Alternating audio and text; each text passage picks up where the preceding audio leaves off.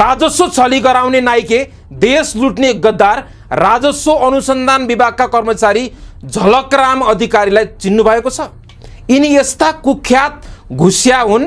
घुसमा यिनी जग्गा लिनेदेखि निकटस्थहरूको नाउँमा लाखौं करोडौं रकम हाल्न समेत लगाउँथे।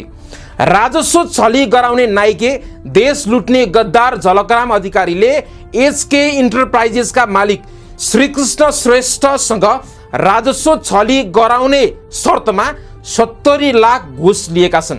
यो त एकजनासँग लिएको मात्र भयो। यिनले राजस्व मिलाउने नाउँमा सयौंसँग अरबौं घुस लिएका छन् र देशको अर्थतन्त्रलाई कमजोर बनाएका छन्।